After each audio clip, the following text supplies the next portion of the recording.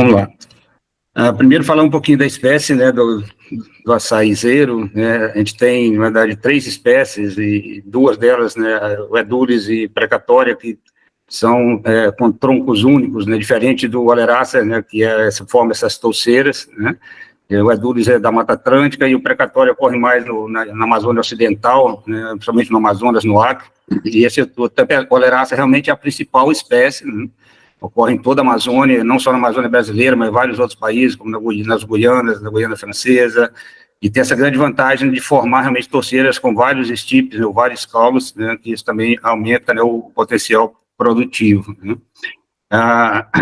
Em termos, né, de produção, né, aqui realmente destaca, né, o Pará, né, com um grande destaque, né, tem estimativa de 1,7 milhão de toneladas de produção no geral, né, e realmente a maior parte concentrada aqui no Pará. Só queria chamar a atenção de, assim como em outras culturas, né, e outras espécies, também a começar a aparecer já alguns estados, por exemplo, aqui com a Bahia, com uma produção importante, né, o açaí já está sendo plantado também, inclusive no Distrito Federal, Minas Gerais, vários estados do Sudeste, tá? Mas a participação realmente do Pará, né, e aqui juntando também o Amapá, na verdade, com a parte da região do estuário amazônico aqui, que é a região, né, de predominância, principalmente, né, do Edulis, muito importante, com grande destaque realmente, né, em termos de produção.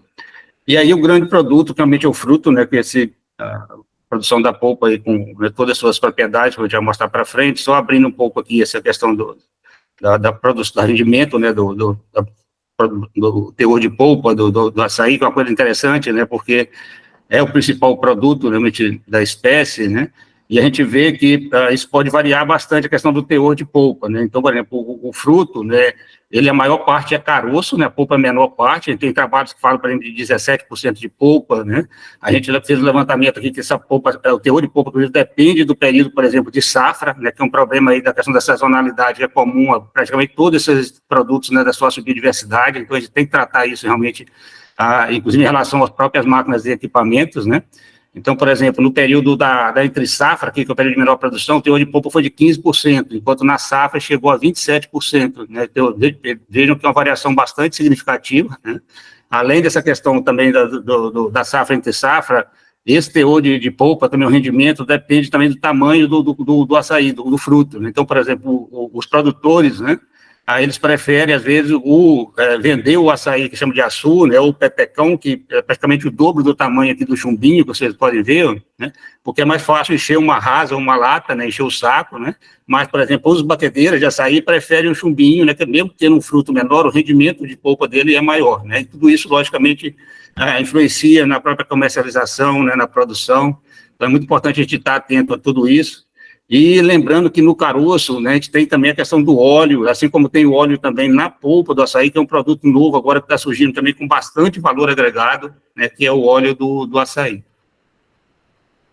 Como eu falei, então a produção gira em torno de 1,7 milhão de toneladas, né, isso está movimentando o mercado já aí em torno de 6 bilhões de reais por safra por ano, né.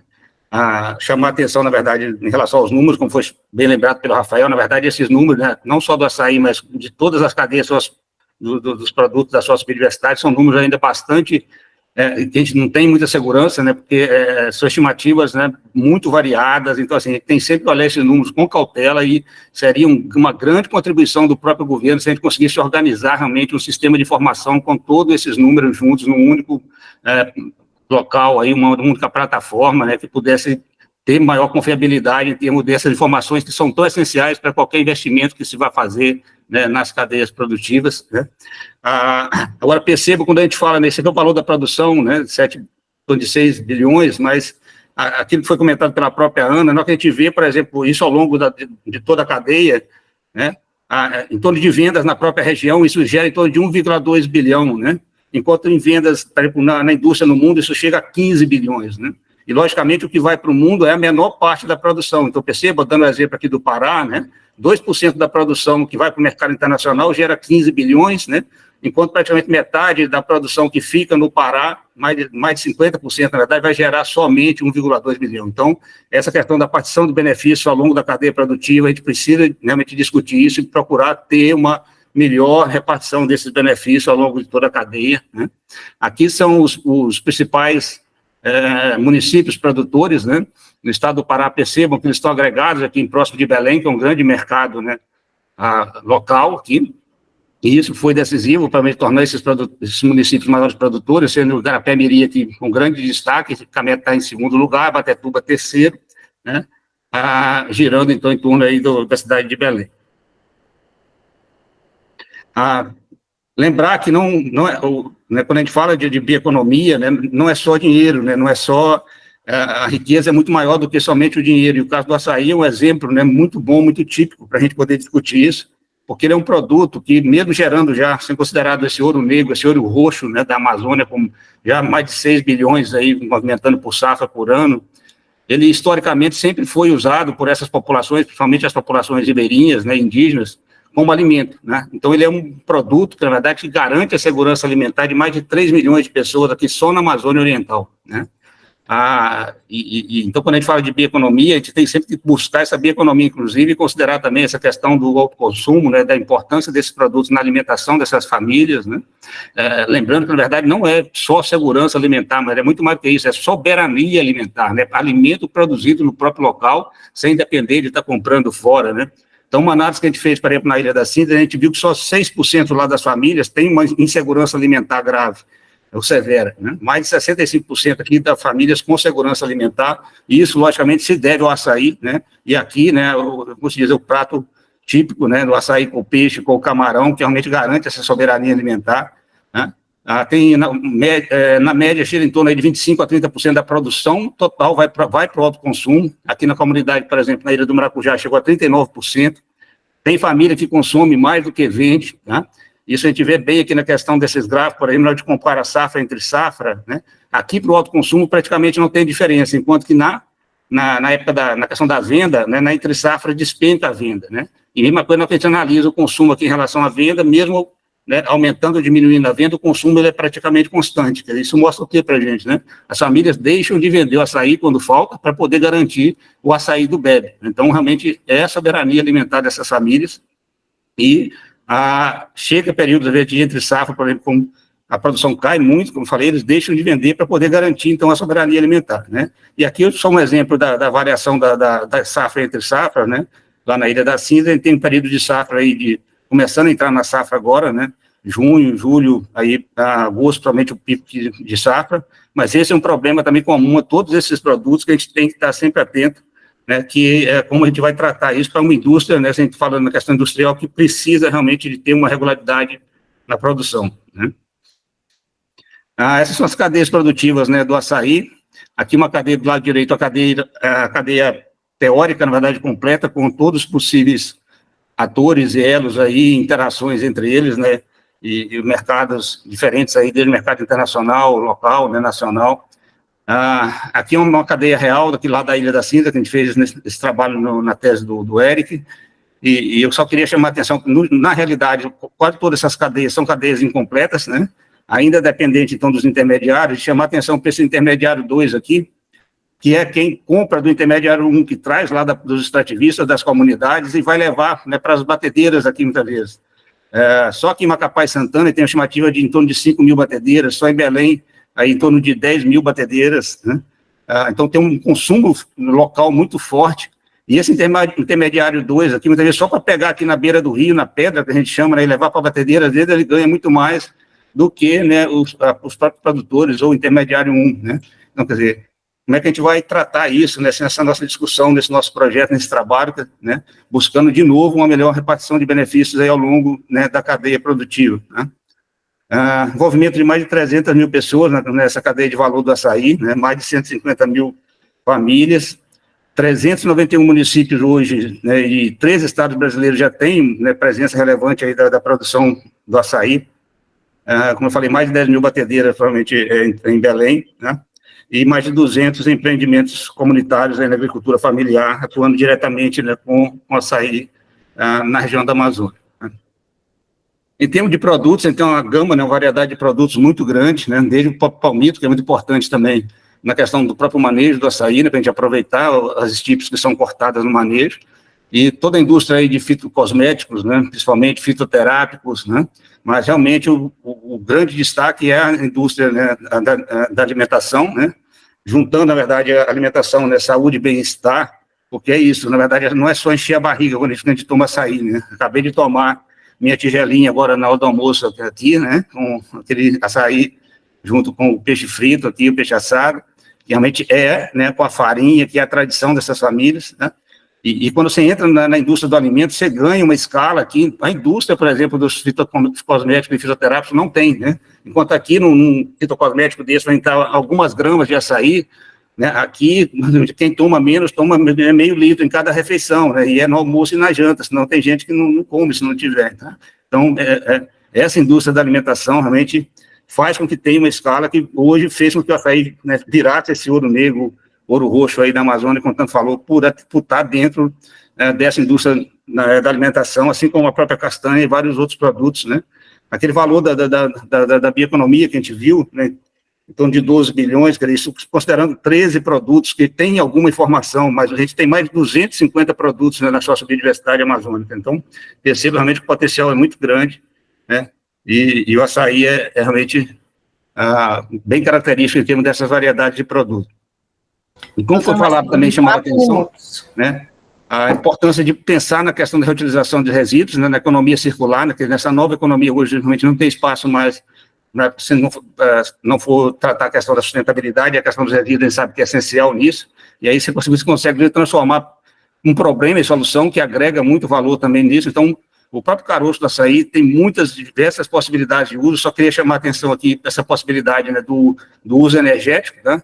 Inclusive na própria indústria de cimento, esse monte grande aqui, mas, por exemplo, aqui em Macapá, é muito usado nas olarias, que queimam também para fazer tijolo, tá? E a gente está desenvolvendo um gasificador na Ilha das Cinzas, que para usar resíduos, e o caroço do açaí está sendo testado, o potencial energético realmente é muito, muito interessante, aqui já produzindo gás, né, pode queimar o metano, o gás primário que sai, mas a gente pode gerar energia trifásica aqui, usando esses resíduos, realmente energia de biomassa, e atender várias demandas aí das comunidades, que é também bastante interessante. E aí, entrando aqui nas máquinas e equipamentos, né, que é o nosso foco, né, logicamente a gente vai ter que fazer um levantamento buscando analisar, né, todas as etapas da cadeia, então temos que estar tendo essa questão dos plantios, que vem crescendo muito, né, e aí quando ele fala em plantio, não adianta plantar sem ter irrigação, então o sistema de irrigação que são usados, né, quais são as demandas para essa parte também da irrigação, é muito importante, né? Vão ter grandes áreas de plantios hoje, grandes fazendas, né, milhares de hectares, onde, por exemplo, a colheita já é feita toda mecanizada, como uma grua desse tipo aqui, que levanta um braço, né, a pessoa vai aqui em cima, até 2, 3 pessoas já colhendo diretamente o açaí, né, tudo isso já é realidade, mas também não esquecer de olhar para o pequeno, né, para o agroextrativista, realmente, que eu acho que deveria ser o nosso foco principal, né. E aí, por exemplo, a questão do transporte, como foi falado, é um dos principais gargalos, não só na cadeia do açaí, mas de todas essas cadeias. Muitas vezes esse açaí é transportado, por exemplo, no porão de barco, sem condições adequadas, né? Muitas vezes tem que ser transportado em condições refrigeradas, né? Tem barcos, por exemplo, de Belém, que vem comprar aqui na costa, perto do Amapá, que são longas distâncias, dias viajando, né? Então, por ser um fruto perecível e muito sensível, né, é muito importante a gente tratar especificamente da questão do transporte, que é realmente um dos principais gargalos. A questão da pecuinha, né? O pecuinheiro, às vezes, é uma figura mais importante na cadeia produtiva do que o próprio produtor. E aí, principalmente, são os jovens, né, que conseguem subir mais rapidamente no açaí. Às vezes, eles pegam para poder, só para tirar o açaí, eles pegam metade da produção, né? Eles pegam a meia, né? Então, por exemplo, adaptações que a gente conseguir fazer numa pecuinha dessa, né, junto, por exemplo, com um cinto de segurança que seja para melhorar a segurança desse escalador, pode ter realmente grandes avanços e rapidamente a gente conseguir melhorar muitas condições de trabalho. A questão da medida é uma questão também muito importante. Eu coloquei aqui, tem um exemplo da castanha aqui, né, várias baldes aqui, latas, a castanha, todos esses produtos são medidos em volume, gente, nas comunidades, né? Então, esse é um gargalo que a indústria muitas vezes tem em massa, tem em quilo. E aí tem diferentes tamanhos de medida, não tem uma padronização, né? Tem cesto, tem paneiro, que era usado fibra natural como cipó, hoje já está usando esses aproveitamento de restos plásticos dessas fitas de embalagem, tá? Então também outra coisa que a gente pode avançar rapidamente é uma padronização dessa medida para poder evitar problemas aí, inclusive de comercialização. Vários equipamentos já desenvolvidos aí para poder colher o açaí sem precisar subir, sem precisar escalar, né? desde mais simples aqui, como uma foice com um gancho para prender o cacho na hora que cortar, com um cabo, né, obviamente, para poder subir, né? Esse aqui já é, na verdade, o equipamento agora que já está sendo controlado por controle remoto, né? A gente não testou ele ainda, mas a gente chegou a testar um outro que vai acoplando as varas e os cabos aqui, inclusive com o Silas, que é um grande companheiro nosso que foi precursor nos estudos do açaí aqui. E o que a gente testou aqui, enquanto com uma máquina dessa a gente colhia um cacho, o peconheiro colhia 3, 4 cachos. Então, assim, economicamente isso ainda não era competitivo, né? E aí tem toda a questão social, inclusive, que a gente precisa discutir também, de que esses peconheiros, como eu falei, são jovens que estão, né, tendo uma renda, tendo um trabalho nessas comunidades com essa atividade de colher o açaí, tá? Os debulhadores também são muito importantes, depois que colhe o cacho, né, de debulhar esse açaí, normalmente também manualmente demora muito, uma atividade bastante onerosa aí durante a cadeia produtiva, então debulhadores ajudam muito também nesse processo, e já tem vários também desenvolvidos. Aqui entrando na parte mais do processamento agora, né, e aí desde o processamento mais artesanal nas próprias comunidades, né, a gente tem aqui um kit que foi desenvolvido, inclusive, para fazer o branqueamento ou o choque térmico, né, que a nossa colega Valéria Saldanha aqui da Embrapa Amapá é responsável por essa parte. Pensando aí na contaminação com o trypanosoma, né, doença de Chagas, a gente precisa dar esse choque térmico para garantir que não vai ter essa contaminação. Então, mergulhar aqui em torno de 10 segundos, né, em temperatura de 80 graus, você garante isso. E aí, trabalhar com produtos baratos, né, para essas comunidades é muito importante. Esses produtos de aço inox, somente que são usados, né, são muito caros, né. A questão da ozonização para desinfecção já é uma realidade também nas batedeiras, com uma tecnologia muito eficiente, né? As mesas catadoras já desenvolvidas, muitas coisas já desenvolvidas, mas muitas demandas também ainda por desenvolver e por pesquisar, né? E quando a gente entra na escala mais industrial mesmo, né? Também muita coisa já avançada, por exemplo, como os liofilizadores, né? Para produzir o açaí em pó, que o mercado está apostando muito nisso, né? Realmente para poder exportar e fazer os blends, né, as misturas, né, esse mercado lá de fora, né, na verdade, não gosta de açaí, como eu falo, eles querem, na verdade, a antocianina, querem o poder energético ali, na mistura com um monte de coisa, e o açaí em pó talvez resolva isso, né, mas essa balança determinadora de umidade é muito importante ter esse controle, né, do teor de polpa ali dos sólidos na polpa. Já tem demanda, por exemplo, tentar colocar essa tecnologia dentro das próprias batedeiras para fazer esse controle automático. Isso é uma coisa que ainda não existe, né?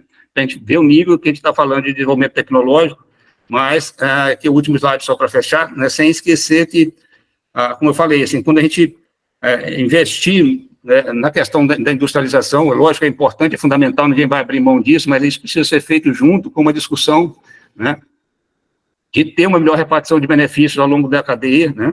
Isso, então, assim, a gente vai priorizar as máquinas de equipamento para ter realmente uma bioeconomia inclusiva, porque quando a gente analisa, né, os dados, a gente vê aqui, por exemplo, né, em todos esses 12 bilhões hoje que já a bioeconomia na Amazônia está movimentando, e que o açaí é praticamente metade disso, né? De novo, né, 1,9 bilhão fica aqui no setor primário, né? E mais de 9 vai para o setor terciário, que já é lá fora, né, nas praias lá da Califórnia, nos produtos vendidos no exterior, né? Quanto que isso vai realmente retornar para o Brasil, né, em termos de benefício. Então, essa agregação de valor ao longo, né, da cadeia, principalmente na base, realmente é muito importante. E aí fica esses comentários aqui desse estudo aqui da nova economia da Amazônia, que eu recomendo aí para quem quer se aprofundar realmente nesse tema, que tem coisa bastante interessante. Potencial a gente nem discute, como eu falei, né? Esses 13 produtos que estão gerando essa bioeconomia, mas são mais de 250, então se a gente projetar isso, a gente pode, né, ter realmente uma economia que pode mudar a questão do desenvolvimento, inclusive, do Brasil, não só da Amazônia, né, mas aí temos muitos gargalos, né, e além dessa questão de organizar melhor a cadeia produtiva, a cadeia de valor e remunerar melhor, né, os produtores, por exemplo, os extrativistas, né. No caso chama a atenção aqui alguns outros desafios, mas a questão da medida, como eu já falei, que eu acho que é comum também a vários produtos, né? A questão dos problemas de transporte, né? No caso do açaí, a gente tem essa questão da contaminação com a doença de Chagas, que é um risco, né? A gente tem que realmente tratar isso seriamente. A questão da açaização nas várzeas, né? Então, poderia ficar aqui elencando muitos problemas, né? Mas eu acho que vai ficar aí para a gente poder discutir. E a nossa equipe aqui daqui da Açaí, sobre a nossa liderança aí da Mazilene, da Embrapa aqui de Belém, né? E estamos aí para poder contribuir e tocar o projeto.